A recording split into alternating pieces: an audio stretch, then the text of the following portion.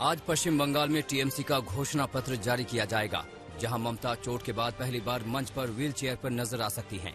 ममता 15 मार्च से चुनावी मैदान पर एक बार फिर उतरेंगी।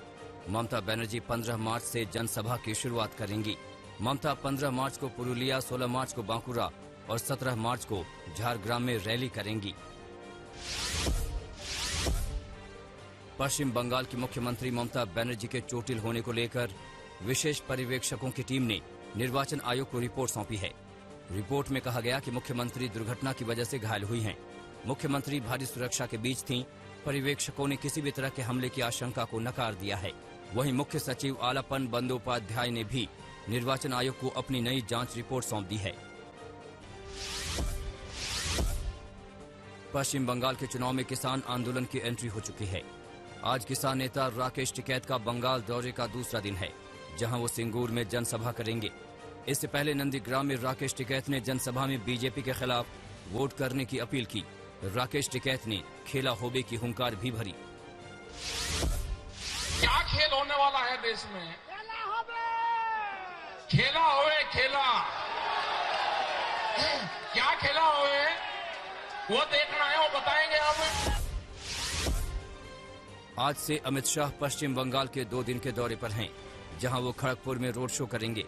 इससे पहले कल देर रात तक बीजेपी की सीईसी की बैठक हुई, जिसमें बंगाल में दूसरे चरण के उम्मीदवारों के नामों पर चर्चा हुई। बैठक में पीएम मोदी समेत बीजेपी के आला नेता शामिल हुए। पूर्व मुख्यमंत्री अखिलेश यादव के खिलाफ एफआईआर दर्ज की गई है। मुरादाबाद में पत्रकारों की पिटाई के मामले में अखिलेश यादव के साथ 20 और एसपी कार्यकर्ताओं के खिलाफ नामजद केस दर्ज हुआ है।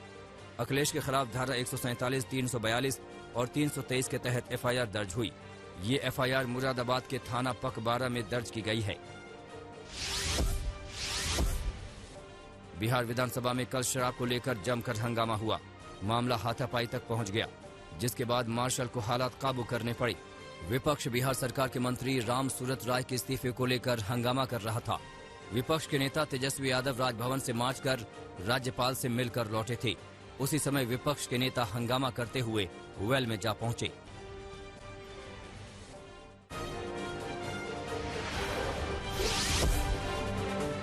अंबानी के घर के पास मिला स्कॉर्पियो के मालिक की मौत के मामले में assistant police inspector Sachin Vaze को ठाणे की सेशन कोर्ट से बड़ा झटका लगा है। कोर्ट ने उनकी अग्रिम जमानत याचिका खारिज कर दी है। मामले की अगली सुनवाई 19 मार्च को होगी।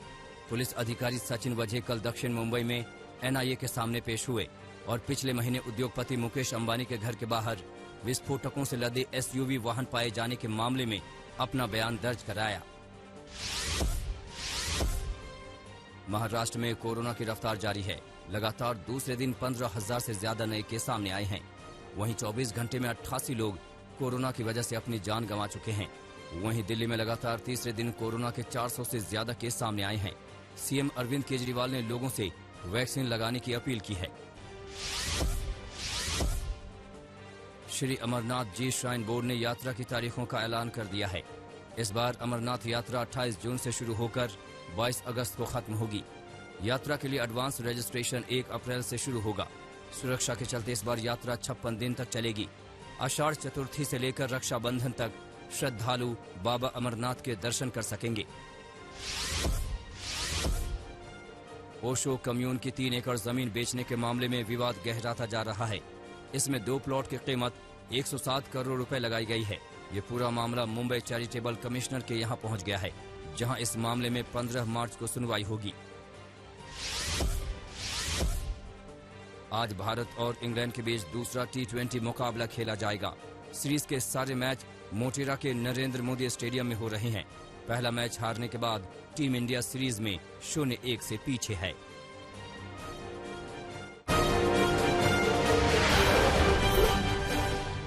दिल्ली के नजफगढ़ इलाके में बर्थडे पार्टी के दौरान फायरिंग के आरोपी को पुलिस ने गिरफ्तार कर लिया है। 11 मार्च की रात को पार्टी के दौरान फायरिंग में एक शख्स की मौत हो गई थी।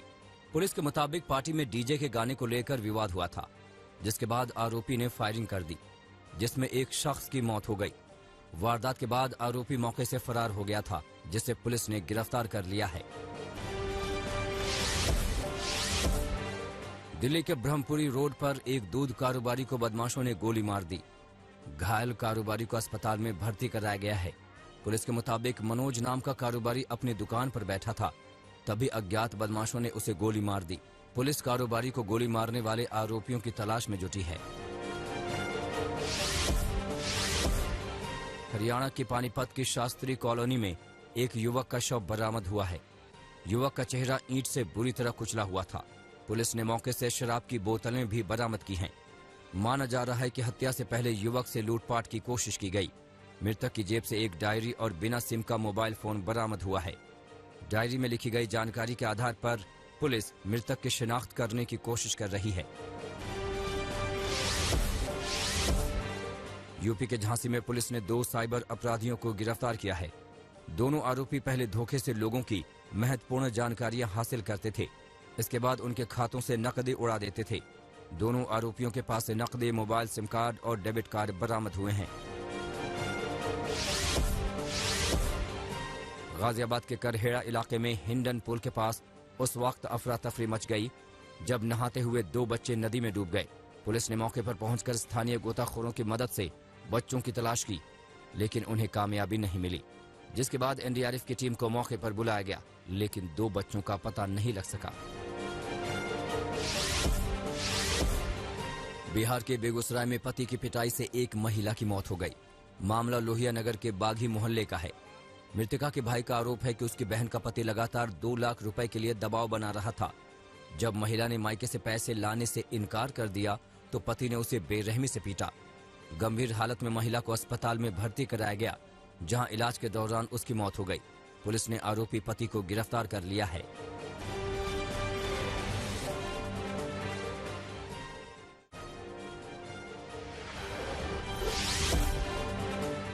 हरियाणा के सोनीपत में खरखोदा इलाके में शादी समारोह के दौरान फायरिंग में 3 लोग घायल हो गए। घायलों में वो लड़की भी शामिल है जिसकी शादी होने वाली थी। बताया जा रहा है कि घर में कार्यक्रम के दौरान कुछ लोगों के बीच विवाद हो गया। इसके बाद एक युवक ने फायरिंग कर दी और मौके से फरार हो गया। पुलिस फायरिंग करने वाले युवक की तलाश में जुटी है। वहीं घायलों को इलाज के लिए रोहतक पीजीआई रेफर किया गया है। यूपी के अलीगढ़ में पुलिस ने 24 पेटी अवैध शराब के साथ 8 लोगों को गिरफ्तार किया है। पुलिस ने आरोपियों के पास से 3 तमंचे, 6 कारतूस भी बरामद किए हैं। पुलिस के मुताबिक टप्पल इलाके में सर्च ऑपरेशन के दौरान हरियाणा से शराब ले जा रहे अभियुक्तों की पुलिस से मुठभेड़ हुई, जिसके बाद पुलिस ने 8 आरोपियों को गिरफ्तार कर लिया। श्री राम जन्मभूमि तीर्थ क्षेत्र ट्रस्ट के अध्यक्ष महंत नृत्य गोपाल दास के मंदिर की छोटी छावनी में एक साधु की संदिग्ध मौत से हड़कंप मच गया। साधु ने धारदार हथियार से अपना गला रेत लिया। गंभीर हालत में साधु को अस्पताल ले जाया गया, जहां उसकी मौत हो गई। पुलिस फिलहाल मामले की जांच में जुट गई है। पश्चिम बंगाल के मालदा में कुछ युवकों ने सरेआम एक डॉक्टर की पिटाई कर दी। हैरानी की बात यह है कि इस घटना के दौरान पुलिस पास ही में मौजूद थी, लेकिन पिटाई करने वाले युवक पर कार्रवाई की बजाय पुलिस वाले घटना का वीडियो बनाते रहे। मेरठ के ब्रह्मपुर इलाके में 9वीं क्लास की छात्रा के अपहरण की आशंका के बाद परिवार वालों ने थाने में जमकर हंगामा किया। थाने पहुंचे परिवार वालों ने बताया कि लड़की शॉपिंग की बात कहकर अपनी सहेली के साथ गई थी, लेकिन रात में वो घर नहीं लौटी। हालांकि परिवार वालों के हंगामे के बाद पुलिस ने छानबीन की और लड़की को बरामद कर लिया।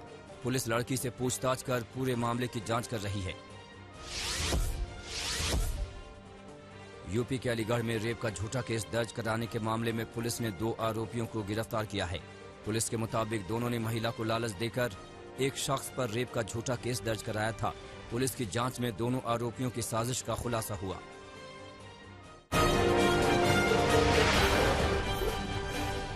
अमेरिका के रक्षा मंत्री लॉयड ऑस्टिन अगले हफ्ते भारत के रक्षा मंत्री राजनाथ सिंह से मुलाकात करेंगे।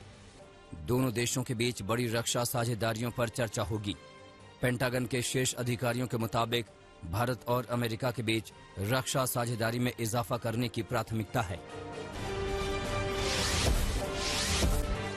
अफगानिस्तान के पश्चिमी प्रांत हेरात में एक कार धमाका हुआ। इस धमाके में 8 लोगों की मौत हो गई, जबकि 53 से ज्यादा लोग घायल हो गए। विस्फोट के कारण 14 घर भी क्षतिग्रस्त हो गए। रूस की राजधानी मॉस्को में 150 म्युनिसिपल काउंसिल मेंबर्स को गिरफ्तार किया गया। भ्रष्टाचार के आरोपों के चलते ये गिरफ्तारी हुई। गिरफ्तारी की जमकर आलोचना हो रही है। संयुक्त राष्ट्र के ह्यूमन राइट्स काउंसिल की एक बैठक में शिनजियांग में मानवाधिकार हनन का मुद्दा उठा।